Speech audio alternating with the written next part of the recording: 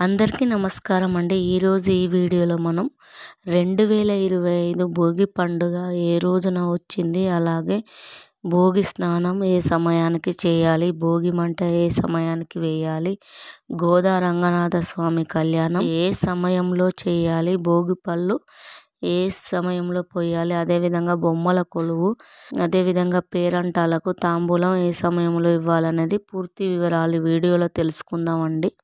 2025 సంవత్సరంలో భోగి పండుగ స్వస్తి శ్రీ చాంద్రమాన శ్రీ క్రోధినామ సంవత్సరం దక్షిణాయనం హేమంత ఋతువు పుష్యమాసం శుక్లపక్షం. భోగి పండుగ 13 జనవరి 2025 సోమవారం వచ్చిందండి. ఈరోజు తిథి వచ్చేసి పౌర్ణమి తిథితో వచ్చింది. తెల్లవారుజాము 4:03 ఉంది. అప్పుడు నక్షత్రం వచ్చేసి ఆర్ధ 10:58 వరకు ఉందండి. తదుపరి పునర్వసు నక్షత్రం. ఈరోజు భోగి స్నానం చేయవలసిన సమయం ఎప్పుడంటే ఉదయం 5:02 నుండి 6:38 లోపు చేయవచ్చండి. అదేవిధంగా భోగి మంట వేయవలసిన సమయం ఎప్పుడంటే తెల్లవారుజామున 5:02 నుండి 6:38 లోపు వేయవచ్చు అండి. అదేవిధంగా 2025 భోగి రోజున నిర్వహించవలసిన లక్ష్మీనారాయణ పూజ మరియు గోదా రంగనాథ స్వామి వారి కళ్యాణం ఏ సమయంలో చేయాలి అంటే తెల్లవారుజామున 5:02 నుండి 7:30 లోపు చేయాలండి. ఈ సమయంలో కుదరని వారు ఉదయం 9:01 నుండి 10:30 లోపు చేయవచ్చు అండి. అదేవిధంగా భోగి పళ్ళు పోయుటకు సమయం ఎప్పుడంటే 13 జనవరి 2025 సాయంత్రం 4:51 నుంచి రాత్రి 7:05 లోపు పోయవచ్చండి.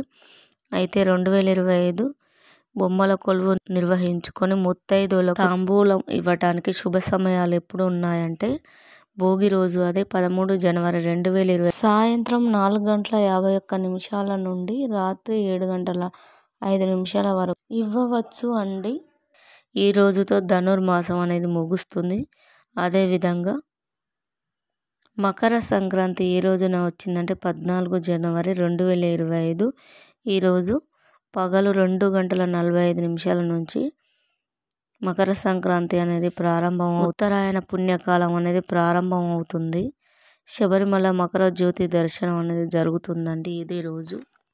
2025 కనుమ ఏ రోజు వచ్చిందంటే 15 జనవరి 2025 బుధవారం రోజున వచ్చింది. అదేవిధంగా ముక్కనుమ 16 జనవరి 2025 గురువారం నాడు వచ్చిందండి. ముక్కనుమ రోజు కొత్త వధువులు అదేవిధంగా సావిత్రి గౌరీ వ్రతం బొమ్మల నోము అనేది చేస్తారండి. అయితే ఆ రోజు మట్టితో చేసిన 9 ప్రతిమలు చేసి 9 రోజులు 9 రకాల పిండి పదార్థాలతో పూజిస్తారండి.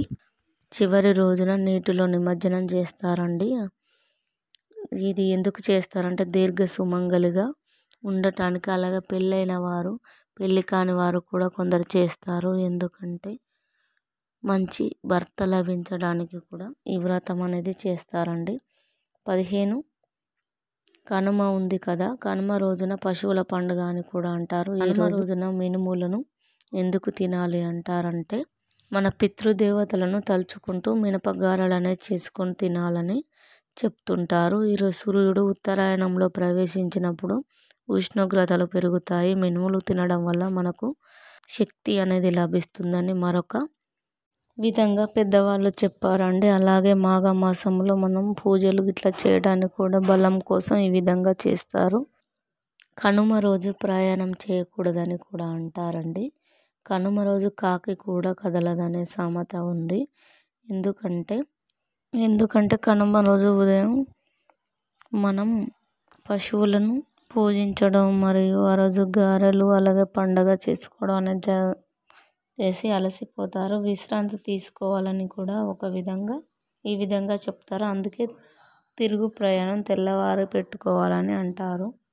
అదేవిధంగా మనం కనుమ రోజు రథం ముగ్గు అనేది వేస్తారు. ఎందుకు వేస్తారంటే సూర్యుడు ఉత్తరాయణం నుండి దక్షిణాయనంలోకి మారుతాడు.